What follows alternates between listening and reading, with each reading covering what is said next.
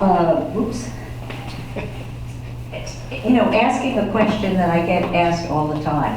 Why did I go from 18th century United States, early United States, to the Minoan Crete? Well, it was very simple. We don't know very much about that era. And there are a couple of things. First of all, classical Greece gets the credit for being the foundation of our democracy. And actually, classical Greece took a lot from Crete, from Minoan Crete, which was before that. Also, I wanted to do something a little different.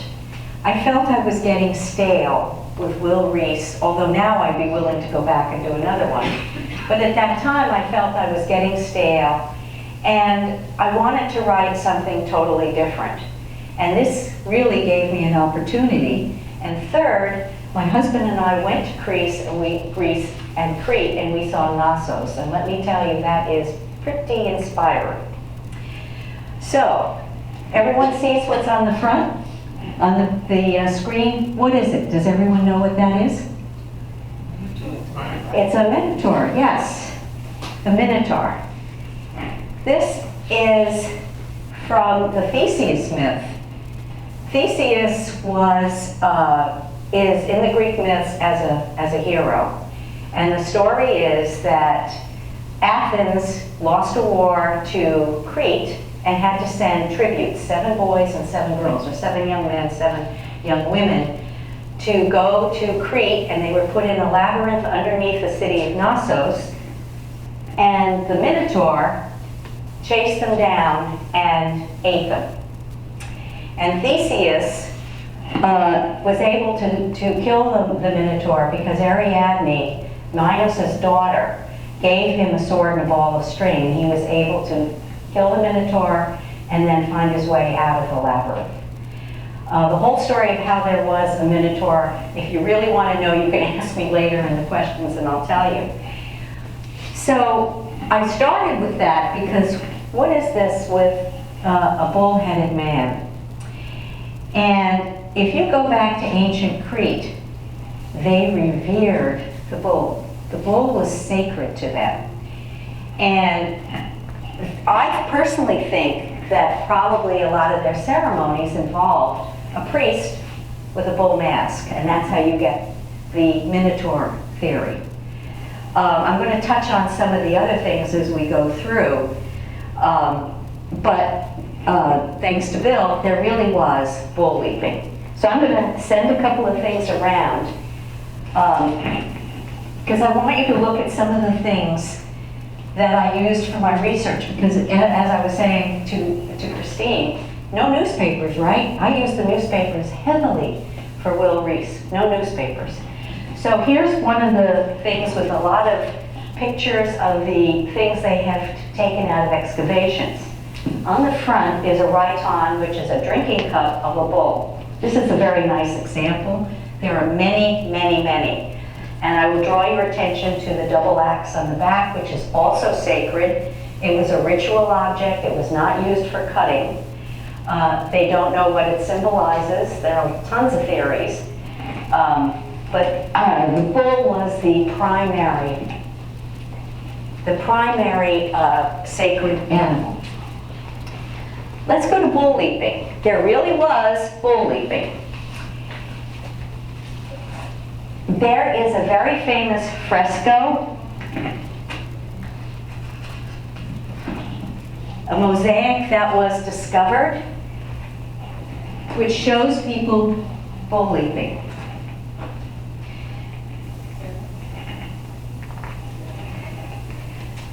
So I actually did my own idea of what that might look like. This I did with ChatGPT and Canva, which is, so it's AI. This is what I thought, what would happen? What would it actually look like if you had somebody running towards a bull? Because the whole idea of bull leaping, as you can see from that, is you ran at a charging bull, grabbed the horns, and flipped over its back. Not dangerous at all. And So I tried to think, what did they do with this? Did they train the kids? Was it voluntary? Nobody really knows. So my theory is they probably trained them, and then when nobody wanted to do it anymore, then they used tributes, captured prisoners, whoever they could find. But this practice went on for years. It was not the bull that we think of either. The bull they used is now extinct, but they had long, thin legs, and they were very fast. And of course, these aren't domesticated animals. These are wild. So I'm going to read you a passage from my book about what I thought it might have felt like to be a bull leaper. Taking a deep breath, I rubbed my sweaty hands on the loincloth. Go, go, go, chanted the crowd. I could smell the bull's pungent musk and somebody's heavy Egyptian perfume. The bull pawed the ground and grunted twice before breaking into a run. I had no time to think. He was right in front of me. I sprinted forward, automatically reaching out for those ivory spikes, my body instinctively moving into the proper position. The bull tossed his head and I went flying, landing perfectly on his broad back. Orphea reached out for me. I took her hand and jumped down, my legs suddenly trembling as my body realized how careless I had been. As I reeled to the side of the ring, I scolded myself for allowing Doozy's death to distract me. I would have plenty of time to think about it after the end of the ceremony, if I survived. That's from the second one where she is already a bull leaper. In the first one, she's still training to become a bull leaper before she gets distracted by her sister's murder. Now, what about the labyrinth? Well, they weren't sure about the labyrinth, and when my husband and I were in Crete, and here's another picture of somebody's rendition of bull leaping. They said, oh, there was no labyrinth. It was because all the houses are joined together. So you have one room going into another room, going into another room, and when the mainland Greeks came, they found this confusing. Well, what do you know, but in a very recent excavation, they found a labyrinth. They found a mosaic of a labyrinth. So they know that labyrinths were important. They still don't know exactly why, or how, or what they used them for.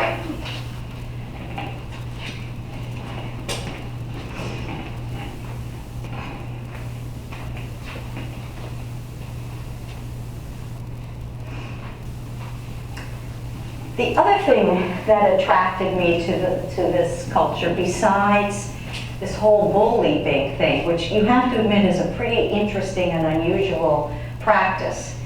And in my opinion, I think it was probably a combination of a religious rite and a sport. And when I wrote the books, I made them like the rock stars of the day, which is one reason why Marvis wants to do it, because it's something, you get a lot of status from it. And she doesn't want to be a weaver. But it was a very woman-centered society. So here's a picture of the auroch, the original bull that they used. What do you think about those horns, huh? Women, this is one of the few times where women were powerful. Women were portrayed in a lot of the mosaics and the frescoes and everything. And they know that it was a goddess-centered religion. They had a whole pantheon of gods. They worshipped Poseidon and Dionysus and several of the other gods that you know of because they went forward into classical Greece. But the supreme god was actually a goddess. I want to point out, too, the style of the hair. That was absolutely characteristic. That was the style that men and women both wore was those locks in front of the ears. That's in pretty much every fresco and every mosaic that they found. Here's another one where you can see the two women enjoying probably a cup of wine, because they were the first to have wine and olive oil and olive groves and vineyards. So when the mainland Greeks took over, that was one of the things that they adopted, was olive oil and wine. I also want to draw your attention to the clothing.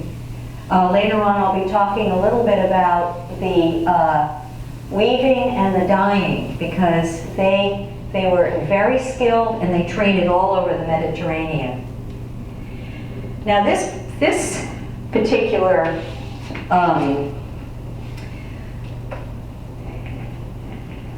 this is a statue. There are two of them in a museum in Heraklion. And I want to draw your attention to two things. You see the short sleeves and the jacket and the wasp waist and the tiered skirt. This was the style. Men and women both had that wasp waist and the tiered skirt. I also want to show you the snakes in her hands. There are several with snakes. Snakes were also revered. Crete has no native poisonous snakes. And I sometimes think maybe that's why when it came down the Christian Judeo heritage, the snake is the evil one, because of course history is written by the winners, and the people who became classical Greece took over from this society. Now, one of the things, she's bare-breasted. We don't know if that's because she's a priestess or if that was the style, because some of the other mosaics, it looks like they're wearing like a linen chemise over there underneath the jacket. I'm going to show you another picture now. I apologize for my goofing. But this is what the men wore. You see the characteristic hair and the loincloth, right? Pointer. See, this is called the cupbearer, this particular mosaic or fresco, because it's painted. And this is what the men wore, loincloths. Everyone wore headdresses, see? And in the previous picture you saw a headdress. And a lot of their paintings have these pictures of insects, fish, dolphins, flowers, all kinds of things. In Knossos, what they've done is they've refurbished or refinished, renovated some of the ruins to try to make it look the way it did when it was new. And this is one of the ones where they did that. They painted it with what they thought was the right colors and all of that. Now, how do we know some of this stuff? Well, we know them mainly from grave goods. As they've excavated, not just in Crete, but in Greece, they keep finding graves, and a lot of the graves have grave goods, and this one particularly is a seal. And almost all of the seals have a dominant female figure and a very small male. So they don't know if that's her son or her consort. I mean, somebody would have had to do all the administrative work, running the city, right? It probably was not the priestess, the high priestess. She was probably taking care of religious things. So in my theory, I think it was probably her consort who did that. So, but that was found in the grave of a so-called Griffin warrior.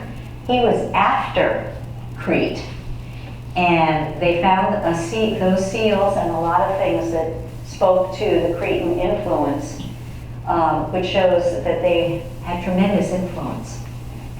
This was a very, as you can see, very artistic, very cultured, very civilized society.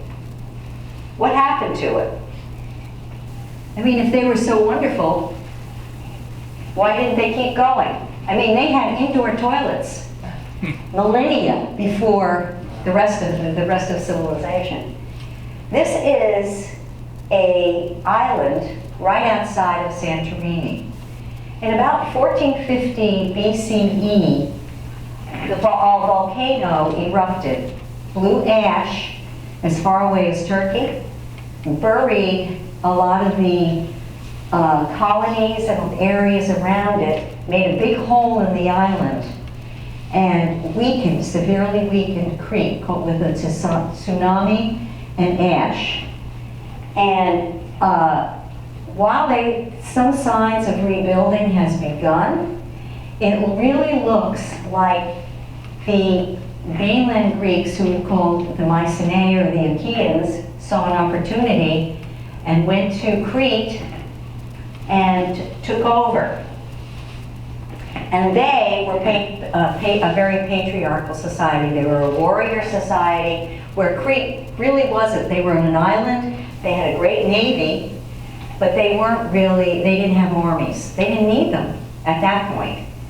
So when the Achaeans came over, they took what they wanted from the culture, but they also changed a lot of the things.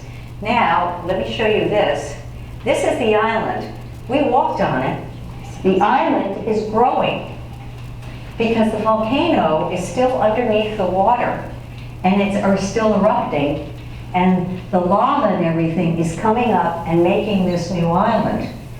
And eventually it's going to explode again. It just hasn't gotten to that point yet. But this is an ash island, which you can hike on. You can see it's pretty barren.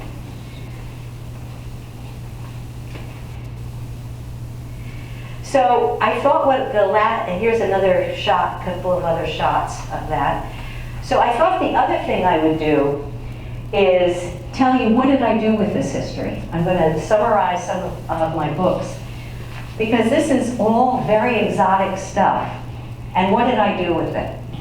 Well, as Bill said, in the shadow of the bull, Martis is almost 16. She's apprenticed as a weaver to her mother, and she doesn't want to do that. She wants to have adventures. So she's sneaking out of the house to take acrobatics and to train to become a bull leaper. Her sister is supposed to marry a mainland Greek, a barbarian, and on her sister's wedding day, she drops dead at the altar and is poisoned. Her spirit comes back and says to Martis, you have to find out the person who murdered me. So that's how Martis gets involved in the investigation. And I used that because they believed that a young woman who had never been married, never had children, would come back as a spirit or a willy and haunt her family for 9 generations. So it was very important to do the proper rites at her death. So of course Martis gets involved. In the second one, on the Horns of Death, she is already an experienced bull leaper.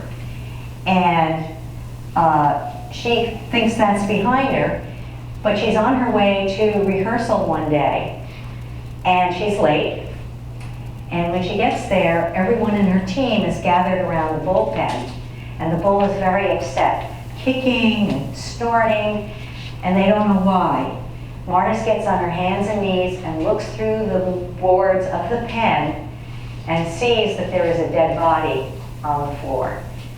Why would and they pull it out. Everyone thinks that he's been killed because he was gored and trampled by the bull, but then Martis notices that he's actually been stabbed.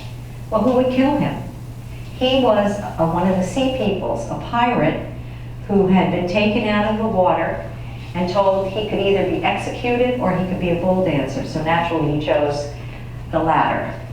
But who would kill him? He had no money.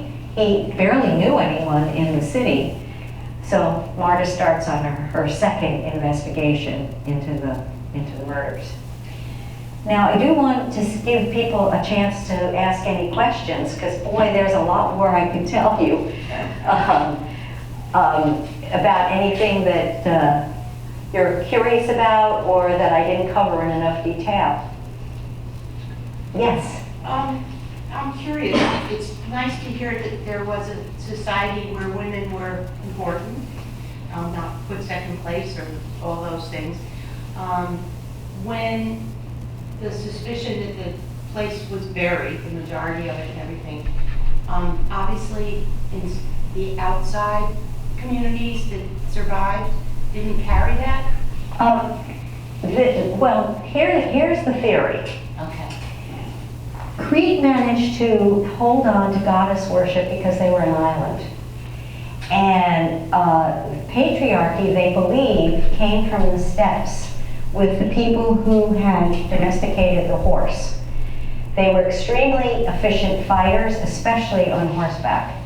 And they gradually came out of the steppes, went down into India, and went west towards Europe. But Crete managed to hold on to their civilization for a little bit longer because they were on an island and the steppes dwellers didn't have ships. So nobody could access them. Right. But of course, once there was contact and they were trading all over the Mediterranean, naturally other people started saying, well, we can build ships too. And really, the Mediterranean isn't that large. Although at that time, when they sailed, they went around the coast. You know, they didn't just sail right across. Because they didn't have the skills yet. They didn't have any of the tools. So they would just make short hops. Okay. Right? So they were able to hold on to it for a little bit longer. Once they were weakened, though, and the Achaeans came in, and who were warriors, then they were able to impose a new system on the society. Someone over here? Yes? Just a question about human beings and bulls.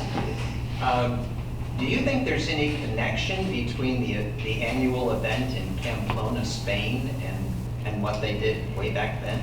Well, from what I've read, people think it's a direct descendant of this. Of course, the philosophy behind it was totally different. In this, the philosophy was not to kill the bull. You jumped the bull to show some kind of mastery, but you didn't kill the bull. And a lot of those bulls, in my opinion, were probably put out to stud, right, when they got older. The Pamplona thing and the actual bullfighting is a direct descendant, but it comes from a slightly different philosophy. That's what the theory says anyway, that it's a direct descendant. Yeah. Yes? You said that they had found the mosaic of the labyrinth. Yes. Did they find any evidence of the actual labyrinth? They have not, and that's a good question. They do know that under Knossos and a lot of the cities, there are a lot of caves. Through the centuries, though, with earthquakes, it's an area that's very prone to earthquakes. All of that has shifted and changed, but they wonder if the idea of a labyrinth under the city was actually not true. It could have been, but they're not sure. And they're not sure if maybe they had a dance that involved a labyrinth or twisting to show a labyrinth, or there was something else. This is what happens when you don't have newspapers, folks. And I will just add that they did have a written language called Linear A, and then later on Linear B. Linear B is an early form of Greek, and that has been deciphered. Linear A still has not been deciphered, and may never be, because it's not Indo-European and they don't have anything to compare it to. So, yeah. Yes? You mentioned the men and the women had a very narrow waist. What did you call it? A wasp waist. Why is there a wasp waist? And did they have to corset to get that? Or Good question. The wasp, if you look at a wasp, they do have that little tiny break. Yeah. Yes. And in Crete, they all wore heavy belts to kind of cinch in the waist. So like a corset. So like a corset, yeah. Interesting. Yep. So in my books, I have artists just wear a loincloth like the men, and they don't cinch in their waist because they need to move.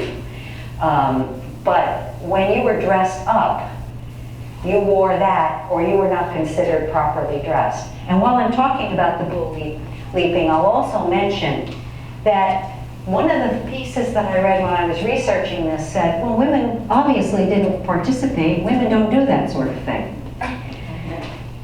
But another archaeologist said, if you look at the fresco, the mosaic that I sent around, you'll notice there are white painted figures and reddish brown, right?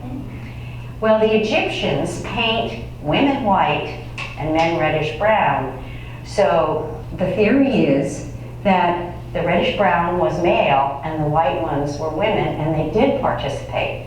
Plus, in the Theseus myth, women were included. You got 7 women or 7 young girls and 7 young men as tributes. So what were they getting the girls for if they weren't participating, right? And that's more contemporaneous to that culture than we are. So I thought I was pretty safe in making Martis a bull leaper. Is there a logic behind the brown versus white with painting? Women were more pure, of course? I don't know if that was the issue or the point, or maybe just a way to distinguish between them. I don't think anyone really knows. Does anyone know? I've never read anything that explained why that's the difference. Yes? I was just saying that maybe the men were outside, so they got tan, and the women were inside, so they were, paler. Well, that is actually pretty true, because the women tended to be, a lot of them were weavers. So they were inside weaving. That is one of the linchpins of the economy. They were extremely skilled with both weaving and with dyes and all of that. And they traded their goods all over the Mediterranean. And the men sailed out with these goods or worked, in the vineyard or anything. So that may be what it is. Now, was Crete the only place, not necessarily the island, that did this bull leaping? Well, yes, they were the only ones, and including their colonies, and there were many. They had colonies in Spain, they didn't have them in Egypt, but they were connected to colonies on mainland Greece. We went to one of them called Akrotiri, which they're still excavating, and it was like Pompeii. It was completely encased in ash from the volcanic eruption. It was very interesting. And one of the things that they found were the indoor toilets and weaving weights everywhere. So all the women were weaving, whether they wanted to or not, probably. Yes? Did any of the fabrics or dyes actually survive? The fabrics did not. They do have, frescoes and mosaics that show them. The dyes, you're going to recognize some of the names. Indigo, everyone knows that, right? The beetle, the cochineal beetle.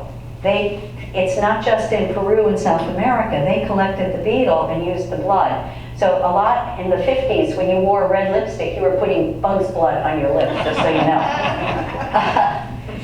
Eleanor? Yes, Bill. You mentioned that children were trained to do this bull leaping, and I'm wondering if there's any historical record of mortality rates among those children. No rates. And it wasn't only bull leaping, there's frescoes of them boxing and doing other acrobatics. So it wasn't just bull leaping. No, there's no record at all. Obviously it wasn't important to them. And one of the things I talk about, I didn't want to get into graphic detail, so I tried to talk about some of the bull leapers who were injured, and most of them recovered. But I am just sure there was a lot of death. I mean, how could there not have been, right? Because your timing has to be so precise. And that's why I made my protagonist young. One of the things, and I ran into this with Will Reese too, is the lifespans are so much shorter. One of the things about the Cretan era, you were a mother, you were married in your teens, a mother in your 20s, a grandmother in your 30s, and dead in your 40s, right? And that, I mean, even during the time of Will Reese, a lot of women died in childbirth, and 40s and 50s tended to be a common lifespan. We're spoiled now because we all want to live to be 90, right? 100. Yeah, absolutely.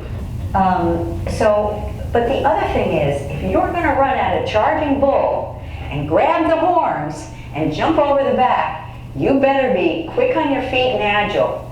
And that is not an adult. That is someone who's younger, right? They were probably even younger than 16, I'm thinking.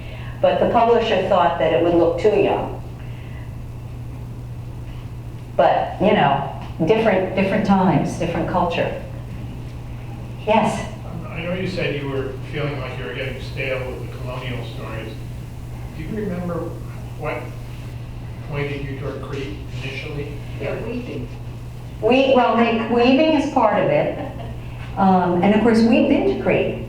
Before you thought about Yes, it. right? I was researching it when I was still working here. I was doing interlibrary loan constantly to get all these journal articles and books and everything. But it was really inspiring to go to this island and see this culture that is literally, I mean, 1450 BCE, that's like, 3,000 years ago. And how advanced they were in some areas. I mean, classical Greece has Dionysus as the beginning of theater. Well, they worshiped Dionysus. It was actually Zeus Dionysus. And then the classical Greeks made Zeus his own god and the head. And they had theaters. They had theaters in Knossos. We saw them. Basically stone seats around a central thing. So they started theater. They started poetry. They started all these different things in that society. So, I mean, we don't know very much about them still. That's why, I read all these articles and like I've sent around, because they're still learning about this culture. They're still learning. Other questions? So your travels to Crete, did you start out in Greece? Yes. We started out in Athens. We went, then we did some tours around mainland Greece. Then we went to Santorini. That's where we took the pictures of the island. Actually, he took them, because I'm in the moment. I don't take pictures. And then we went on to Crete, and we were in Heraklion first. And then on one of the day trips, we went to Knossos. And I really would like to go back because there's more ruins to the east that I haven't seen yet. I would really like to see them. More plots. Yes, absolutely. Yeah. And now you get to write off the trips. Sort of, yeah. If I wrote them off completely, I think probably the IRS would question me a bit, but other questions?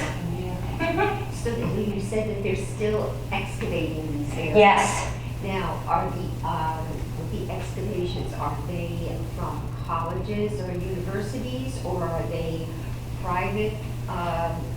Well, there is actually, I would say both, but there's also an institute called the Archaeological Institute. And they have a magazine called Archaeology Magazine. I don't think I sent a copy of that around, but they do a lot of excavations all over the world. And they've had a lot in Greece and Crete. Ephesus, which is in Turkey now. A lot of excavations there, because you're going back so far that there's always seems to be new stuff to discover. So then do you have to be an employee of the group, or can people who have, or have an interest in it as opposed to being an archaeologist, can they join? That's an interesting question. I don't know the answer to that. I would imagine that you have to be pretty skilled, and you probably have to get grants and so forth to do excavations. And I will say, Greece does fund a lot of this kind of thing because it's their history, right? In a way, though, it's all of our history, you know. Because we probably would not have democracy now if there hadn't been an evolution into classical Greece and beyond, you know. And of course, I really find it inspiring that this old culture was so woman-centered. It was a matriarchy. All the land went through women. So what usually happened is I would inherit and my brother would run the farm. So, and Helen of Troy, one of the reasons, you know, I read the Iliad and the Odyssey. The Iliad I found a little tough to get through, but okay. And one of the things they talk about is the war was over Helen, who had been taken by Paris, and Menelaus kept trying to get her back. Well, here's the thing. They talked about, you know, how he was in love with her and he wanted his wife, and blah, blah, blah. The truth is, he couldn't have the kingdom unless he was married to her. It was her kingdom. That changes the whole story, doesn't it? I didn't know that. Yes. Yep. So her brothers were Castor and Pollux. They didn't inherit the kingdom. She did. She was the woman. It was a matriarchy. Yes. You mentioned the towns that have been covered with volcanic ash, like Pompeii. Are they discovering the same kind of preservation in that town? They have not discovered any bodies, but yes, they have discovered that the ash, which of course is like rock now, has hardened around it and preserved a lot of the buildings and a lot of the things. But they think that the inhabitants of Akrotiri had enough warning to get out because they haven't found any bodies. You know, is there color preserved in the way it is in Pompeii? No, there's been no color. Well, we didn't see any. It was all gray, wasn't it? Yeah, everything was gray. It was like ash gray. But it was really interesting. And you could see the archaeologists. We had to walk on a walkway, but you could see the archaeologists down below, you know, digging and brushing away with their little brushes and everything. It was really interesting. Yes? Going back from this topic, when you said, unfortunately, I've never read any of your books, but that may change. The library has them. You said that you were with your writing, you got to a point where you knew you needed a change. What was that like for you? What did it feel like? What it sort of spoke to you that told you that you needed the change? You told us about going to Crete, so we could see how that transitioned over, but you're going along and then all of a sudden... Well, this is the thing. I wrote The Death and the Great Dismal right before the pandemic. So I was working on Murder on Principle during the pandemic, and then Murder, Sweet Murder. And in Death and the Great Dismal, we went to Virginia and went to the Great Dismal Swamp. Has anyone been there? No. I highly recommend going there. One of the most hostile environments I've ever seen. There is no insect repellent strong enough to keep those bugs off you. And everything bites. There's still bears. It's really wild. And we took several tours and walked through it. And what happened was during slave owning times, before the war, a lot of the slaves would escape and they'd hide out in the swamp. And they hid out there because the slave takers and the dogs couldn't find them. even though if they went in, because it was so wild. It's a peat swamp. So if you stepped in the wrong place, you could sink down, and they've never found a bottom, okay? So, you know, they were pretty safe there. Plus, they were getting out a lot of the cedar for cedar shakes. And they knew that a lot of the men they were hiring were escaped slaves. But they hired them anyway because they had to make quotas. So you had an opportunity to make some money and to live in freedom, even if the society, even the environment was very hostile. And after being there, I can only say that you really are eager for freedom if you want to live there, because man, was it hostile. And I said to my friend Millie, who a lot of us know, why didn't they run north? And she said because their family were still on the plantations, and they didn't want to leave their families behind. So that was really a wonderful experience. But with Murder in Principle, we couldn't go anywhere. We couldn't even go to really Maine because everything was shut down. So then when I had a request from a reader saying, write something about Lydia's family, and that was Murder, Sweet Murder. But, you know, nobody was out buying books. The libraries were shut down. The bookstores were shut down. Everything was shut down. So I wrote it, and I think, boy, I really need to have a change. Because, you know, now that everything's opened up again, I feel differently. But at the time, it was just part of being, you know, like trapped in a way. Plus, a lot of the things I wrote about involved the Shakers, right? Another interesting community. There are only 3 left of those, by the way. But we would go out and visit the Shaker communities, you know, on a pretty regular basis. Well, now we couldn't even do that. And I didn't want to keep writing about the Shakers because even though you can say that there would always be some bad apples, everybody couldn't be a murderer, right? So I felt that I needed to go in a different direction, at least for a little while. So, other questions? No, I just want to say I appreciate that last thought because in British villages, everybody's been murdered or is murdered. So you at least recognize that as a problem. Well, I called it the Cabot Cove curse, right? I mean, how many, eventually they did send her out and then they sent her to New York City, but I mean, in Maine, you can have a village of 600 people.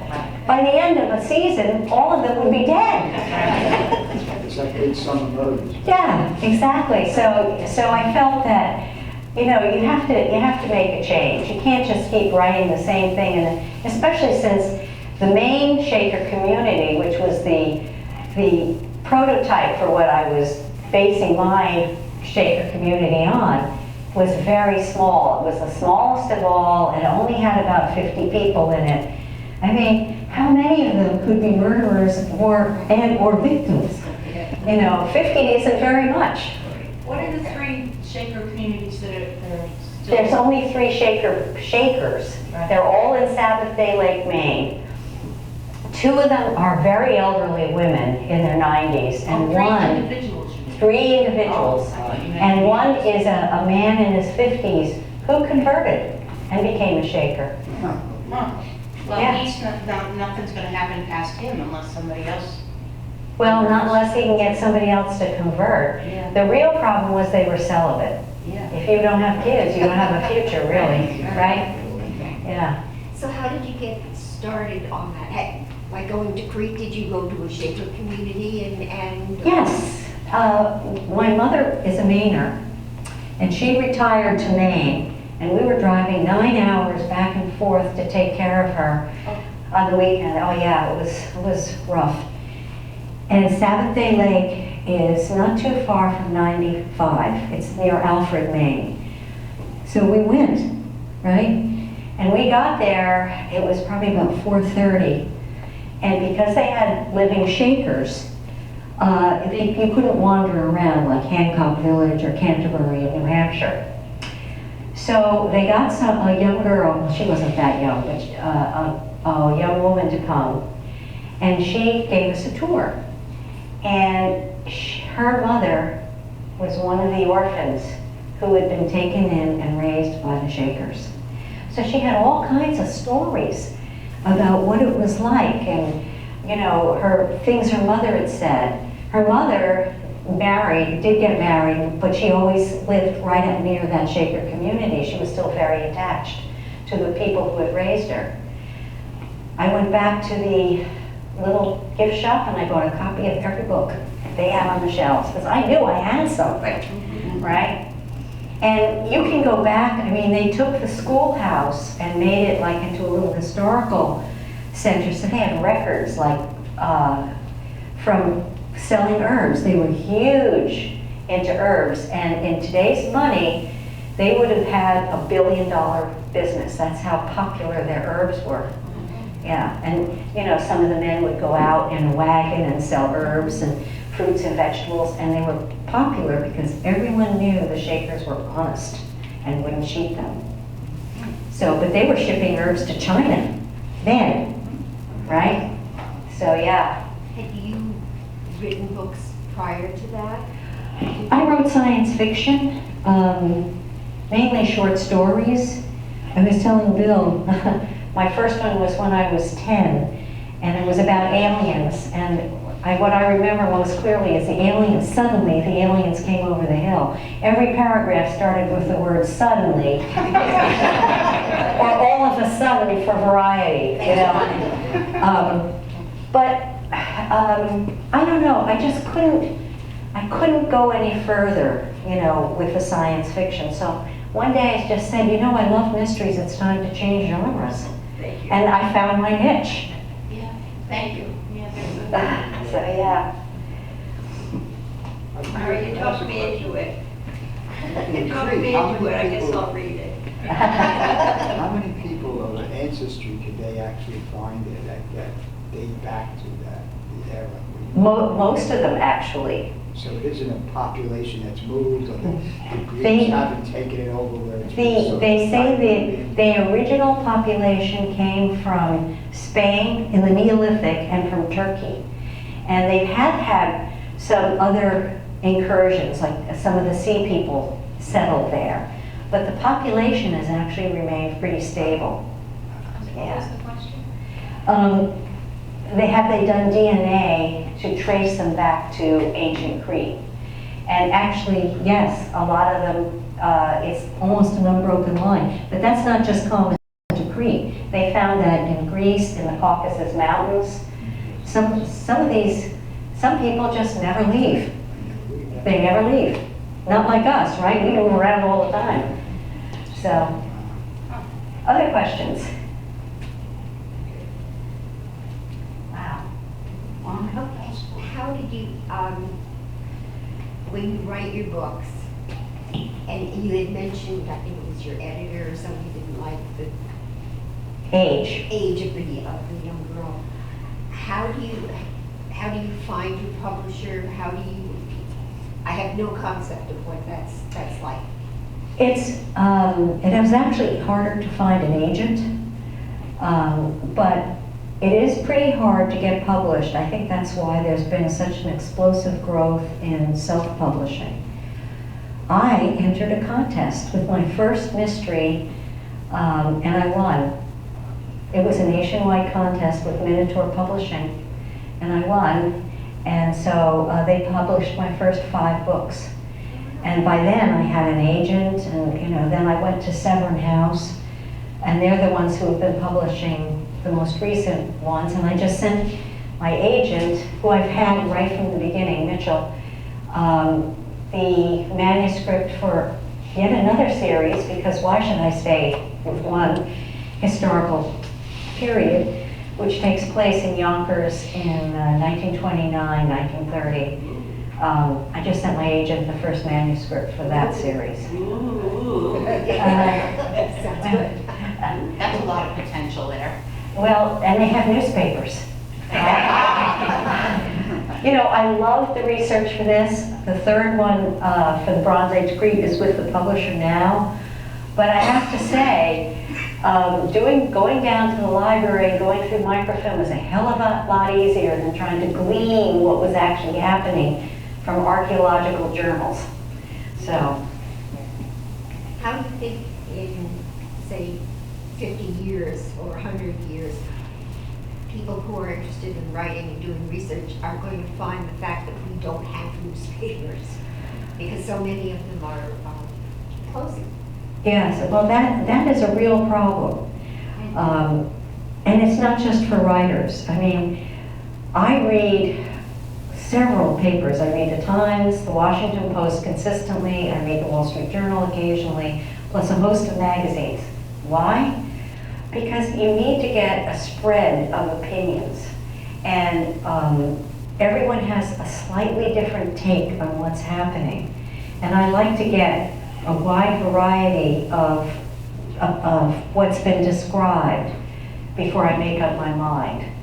And I think if you don't have the newspapers and people are just getting it from sound bites, you really don't have a depth of knowledge to make an informed decision.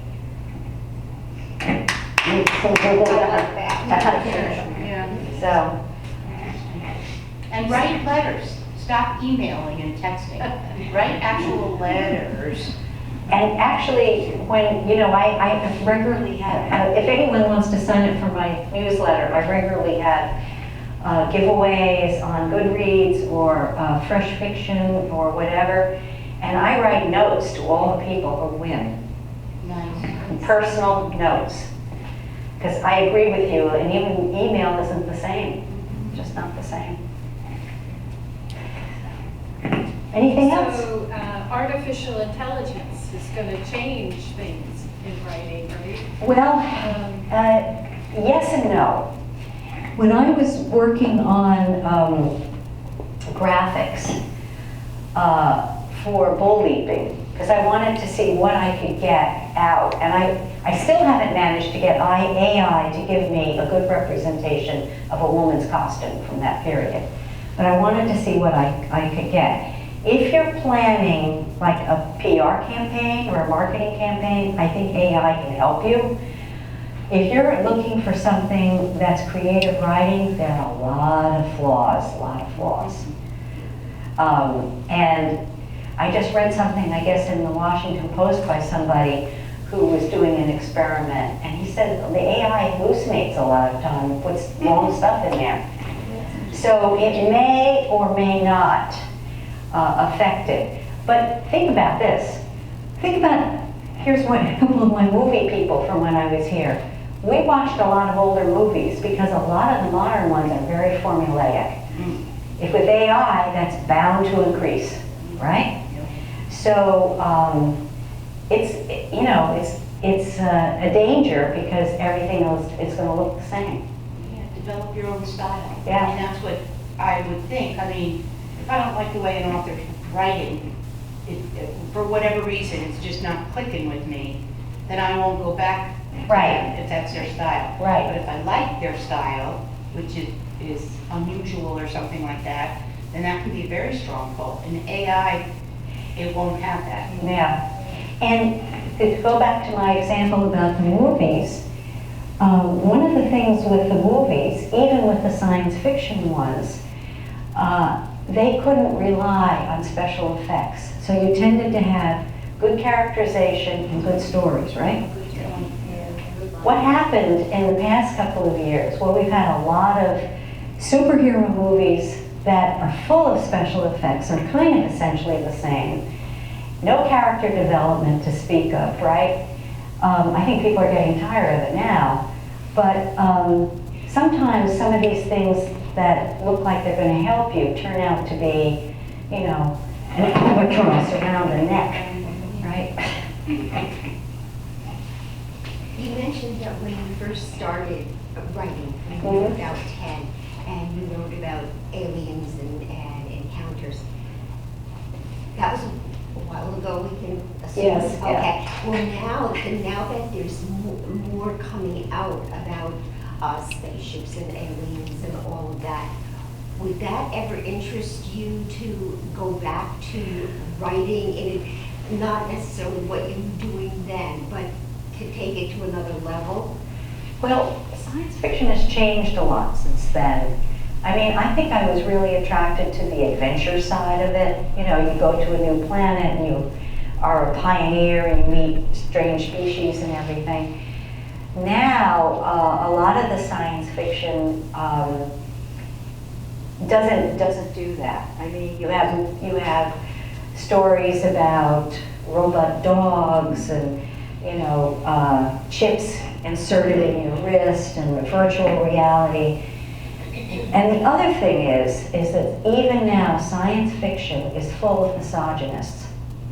I mean, when I was writing science fiction, I had Bill Bova, who is a famous writer, tell me that women couldn't write good science fiction. Well, when we were still at the old building, not too long before we moved, one year a woman, or women, won the Hugo, the Nebula, every award. And some of the men were so pissed off that they pulled out of all of this and claimed that women shouldn't be writing science fiction, and they made their own science fiction conference and chose their own winners because they couldn't agree that women had this right. And it's just another hill to climb, The mystery field is full of women, and nobody thinks twice about it. Full of men too, but the point is that it's a more egalitarian genre. And so I think it's been a better fit, And when I was young, I fought the battle. I'm over it. Yes. Speaking of the adventures in a complete different world, have you read Ursula Le Guin? Oh, I love Ursula Le Guin. That's one of my favorites. The Left Hand of Darkness? Absolutely. I've reread that many times. Have you read Grass by Sherry Tepper? No.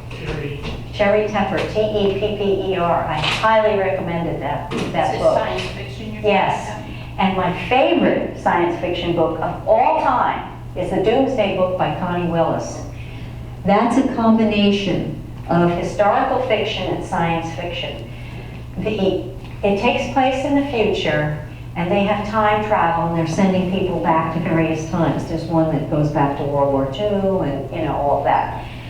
So they send a young girl back to the 14th century, thinking that they are going to miss the time of the Black Plague. Well, they don't miss it. And she is now in the throes of the Black Plague, and because at the same time an excavation is going on in a medieval churchyard, a virus has come out and everyone is sick in the future and they can't go back and get her. It is one of the most dramatic depictions of the effects of the Black Plague that I have ever read. And I've given it to many people, including non-readers, and you cannot put it down. So I highly recommend those two books. That's Doomsday? The Doomsday Book, Connie Willis. Has anyone read The Fourth Wing? That's the new hot science fiction book now. It's about dragons. Everything is nowadays, apparently. Any other questions? A typical day for you. Yes. What do you do during the day? I mean, when do you write? When do I write? Well, we get up early, and I always write in the morning if I can. I find that if I try to write later in the day, there's too much going on. You're getting emails, you're getting phone calls. It's just easier if I buckle down and write in the morning. And then, in the afternoon, I try to do whatever marketing I have to do, research, any of that kind of stuff. But I actually try to do the writing in the morning, as early as I can. Never take the day off? Almost never. I wouldn't know what to do with myself. And Eddie will tell you, if I'm not writing something, I get very testy. And I'm still taking care of my grandkids. Well, that was my next question. So I leave the house around 3:30 and I get home at 7, so generally. They all live up there now? They live up in Dutchess, yes, they live in Dutchess County. So they're 6 miles away from me. Okay. So I'm sure if my car broke down, my daughter would expect me to walk over, so yeah. Have you encouraged them to write or? You know, the thing, this is the sorrow of my life. I've been taking care of them a long time, and I read with them, and I ran a summer reading game with them during the pandemic when the libraries were shut down. I cannot get them to be readers, none of them. I keep trying with my grandkids too, and they open, they go, what a surprise, it's a book from Nana. Yeah. And, you know, and then the almost 13-year-old is a very capable and talented baseball player. And so, you know, they say find something that they're into or whatever. It's not working. And from the little bit, and then they get into the screens and the videos and the, That's it's it. so hard. It is. It really is the worst thing ever. Yes. But I didn't start to read until I was getting my MBA. And then I was going 3 trimesters, and I craved something fictional in between all of the technical stuff. And that's when I really, and you know, I am an avid reader. Yes, and isn't that encouraging for the rest of us? So we have to save up money so the grandchildren can Get their MBAs. MBAs. Okay. You had a question? No, I'm just going to say that the brightest light in all of that I know of was Harry Potter. When Harry Potter came out, millions of non-readers Yes. became passionate readers. That's true. That is true. I haven't gotten my grandsons into Harry Potter either, but, you know, maybe someday. The first books I enjoyed reading when I was a kid were Thor Heyerdahl's books. Something adventurous. Well, one of them will read Captain Underpants, which isn't my favorite, but That's okay. at least it's a printed word. That's right.